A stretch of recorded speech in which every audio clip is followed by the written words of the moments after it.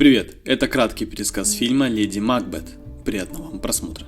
Друзья, вам надоело тратить драгоценное время на поиск и скачивание фильмов? Так вот, с сервиса Винк тебе не придется этим заниматься. Целых 50 тысяч фильмов, сериалов, видеоблогов, аудиокниг и даже интерактивных ТВ всегда с тобой. Всего одна подписка Винк дает возможность смотреть фильмы на 5 разных устройствах, а умные рекомендации создадут такую подборку фильмов, что ты не сможешь оторваться от просмотра. Переходи по ссылке в описании в закрепленном комментарии и воспользуйся своей уникальной возможностью активировать бесплатный доступ к функциям сервиса на 30 дней по промокоду, который ты также найдешь там. Действие фильма происходит в Англии 19 века.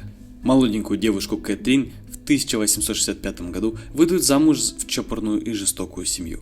Ей запрещены прогулки. Муж и свекр относятся к ней оскорбительно и пренебрежительно, а муж Кэтрин, Александр, не занимается с ней любовью вообще.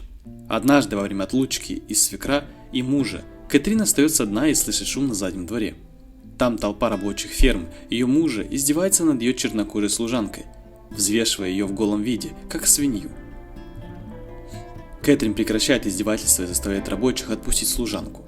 Однако среди их толпы Кэтрин замечает нового служащего по имени Себастьян и начинает им интересоваться. В шутку она предлагает определить ее вес, на что Себастьян хватает ее на руки и крепко поднимает. Позже, в отсутствие свекра и мужа, Кэтрин начинает гулять по окрестным полям и лесам, и во время прогулок иногда встречает Себастьяна. Однажды ночью в спальне Кэтрин раздается стук, и к ней входит Себастьян, заявляя, что ему ужасно скучно. Между Кэтрин и Себастьяном вспыхивает страсть, которая не остается незамеченной ее горничной Анной и остальными слугами. Во время своей обыкновенной прогулки она встречает Себастьяна, и она предостерегает его о возможных последствиях встреч с хозяйкой дома. В ответ служанка получает лишь угрозу от Себастьяна. Спустя какое-то время возвращается свекр Кэтрин, спрашивая, нет ли вести от мужа. Кэтрин перед ужином со свекром вдрызг напивается вином, выпивая последнюю бутылку Флэри. Когда Анна вынуждена сказать хозяину, что его нет, он подозревает ее в воровстве и унижает. Анна, не желая сдавать Кэтрин, покорно принимает все эти унижения. На следующее утро Борис заявляется к рабочим, избивает Себастьяна тростью и приказывает запереть его. Кэтрин мечется по всему дому в поисках возлюбленного, но в итоге понимает, кто стоит за его поимкой. Женщина приказывает свекру отпустить Себастьяна, но тот дает Кэтрин пощечину и призывает задуматься о том, как она исполняет свой женский долг. Она до сих пор не беременна от его сына. На другой день во время утреннего завтрака Кэтрин снова требует отпустить Себастьяна. Борис в гневе уходит в другую комнату, чтобы доесть свой завтрак. А Кэтрин запирает его в этой комнате и запрещает Ане отпирать ее. Сама же хозяйка дома в это время преспокойно наслаждается завтраком. После Борис пытается выбраться, но постепенно удары в дверь все слабеют. Тогда Кэтрин приказывает Анне сбегать в деревню за врачом. В это время Кэтрин освобождает Себастьяна. После в диалогах мы узнаем, что Борис умер, и его сын не собирается возвращаться домой на похороны, а значит Кэтрин остается полноправой хозяйкой дома. Теперь она не таясь может встречаться с Себастьяном. Она дает ему одежду своего мужа и называет хозяином дома. Анна после похорон теряет голос. Кэтрин заявляет ей, что теперь готовить и приносить еду ей будет другая служанка, таким образом обвиняя Анну в убийстве свекра грибами, которые она собирает каждый день в лесу. Кухарка говорит Анне, чтобы она не обвиняла себя в этом, так как старик был стар и очень слаб. Однажды среди ночи Кэтрин просыпается. В окне она видит чужую лошадь на привязи и понимает, что вернулся ее муж. Она прячет Себастьяна в другой комнате, и в комнату заходит Александр. Он находит на полу забытый Себастьяном ремень.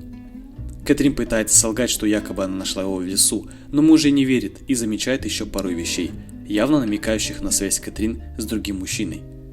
Александр говорит, что слухи о Кэтрин разнеслись по всей Англии, и они позорят не только ее имя, но и имя его семьи. Муж намерен запереть Кэтрин в доме с молитвенником в руках.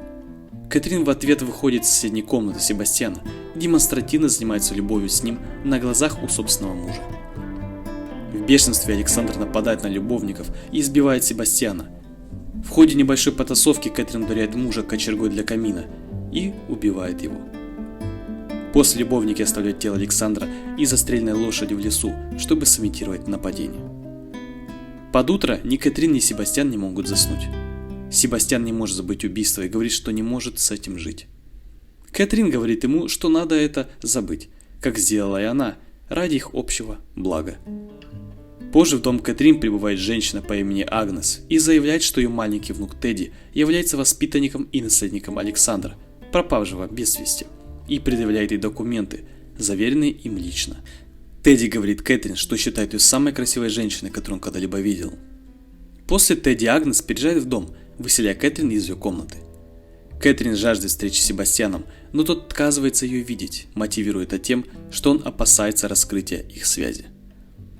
Кэтрин постоянно видится с Тедди, влюбленным в нее. После женщина обнаруживает, что беременна от Себастьяна. Желая рассказать эту новость любимому, Кэтрин отмахивается от Тедди, что очень расстроило мальчика, и поэтому он убегает из дома. Его продрогшего и слабого находит Себастьян и желает скинуть мальчишку в водопад, но не может себя заставить, и он приносит Тедди домой. Мальчик ужасно замерз. Себастьян неосознанно начинает призывать слуг, что приводит в бешенство Агнес, и она прогоняет рабочего из дома. После Себастьян понимает правдивость этих слов и спешно начинает собираться, чтобы срочно уехать. Кэтрин отговаривает его, но уговорив Агнес дремнуть после бессонной ночи над больным мальчиком, она впускает в комнату Себастьяна, и они вместе душат Тедди. На следующий день Кэтрин рассказывает свою версию событий доктору, увидевшему на теле мальчика синяки. Она заснула на пару минут, а когда проснулась, Тедди был уже мертв. Когда приезжает следователь, Кэтрин повторяет эту же версию, но в комнату внезапно врывается Себастьян и признается в убийстве Тедди, Александра и Бориса, обвинив во всем Кэтрин. Он заявляет, что она душила и преследовала меня. Она как сама болезнь. Кэтрин, разочаровавшись любимым, говорит следователю, что Себастьян лжет. В ответ Кэтрин обвиняет Себастьяна и Анну в убийстве своих родственников, приведя в аргументы то, что именно Анна собирает утром грибы, а накануне смерти свекра Себастьян был избит Борисом, а сама Кэтрин много времени проводила с Тедди и не могла убить его, потому что мальчик был ей как родной. В финале фильма Агнес безмолвно поддерживает ее. Анна, зная, что Кэтрин беременна, жалеет ее и молча соглашается с аргументами. После Себастьяна и Анну везут в тюрьму. Кэтрин остается одна, полноправная хозяйка совсем пустого дома. И на этом все, друзья. Поставьте, пожалуйста, лайк, подпишитесь на мой канал и напишите свои мысли в комментариях.